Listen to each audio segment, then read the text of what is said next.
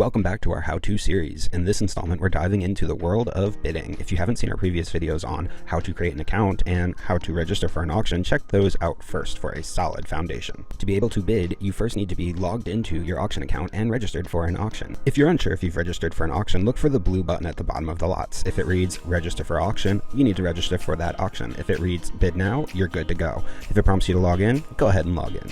Once you're logged in and registered, browse the auction or use the search function to find items you are interested in. Pro tip, start broad with your search and then narrow it down. Once you find what you're looking for, note how the bid will be calculated, paying special attention to decimals, especially in lots priced per linear foot, by the square foot, and board versus by the piece. A small decimal error on a 12-cent per linear foot bid can lead to a big difference in the total amount if you accidentally were to place a $120 per linear foot bid on a lot. Something else to take note of are bid increments. Notice the bid increment question mark at the bottom of the bidding box. Click it for guidance on how the bids will be increased.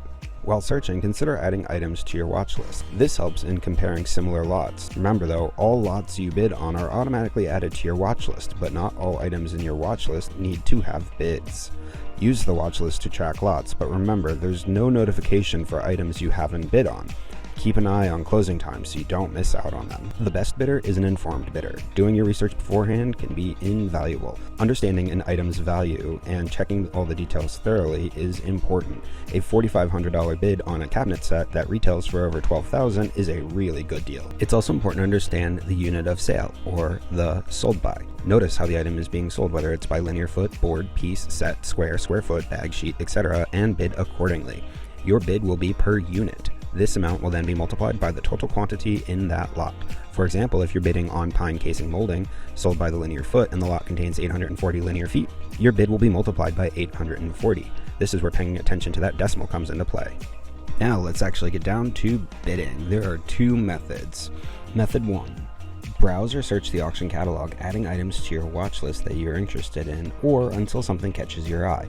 Click on that lot to see a detailed lot view, including more photos, the description, bid history, auction info, and terms.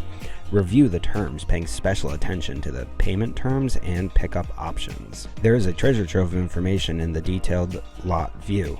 You'll see the time remaining on the lot, the current bid amount, the start and end time, the number of bids on the lot, and the current bid increment.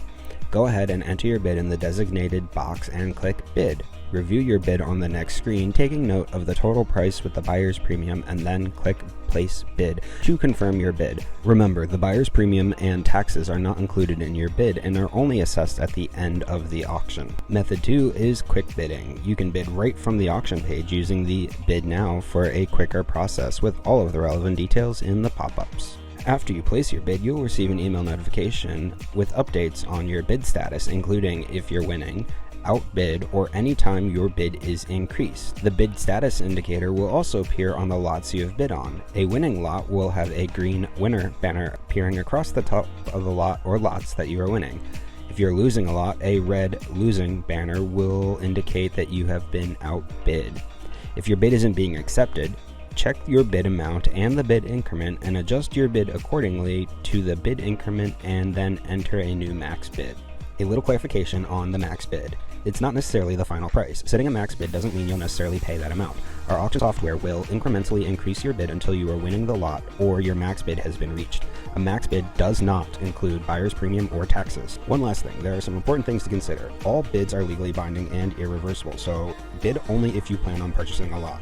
Many of our lots are linked. Linked lots all close together, extending bidding time if any of the linked items receive a bid. Bid extensions. The final 2 minutes of a lot will reset back to 2 minutes whenever a bid is placed. The lot or lots will not close until bidding has ceased on the lot or the linked lots for a full 2 minutes. This is to prevent bid sniping, but just don't get caught up in the excitement and end up overbidding. Remember, your bids are legally binding and you will be obligated to pay for the lots that you win. Bidding at auction is more than just a click, it's a strategy. By understanding the nuances, like watching your decimals and utilizing the max bid wisely, you'll be set for a successful auction experience. As always, refer to our bidder terms and conditions for detailed information. Happy and smart bidding.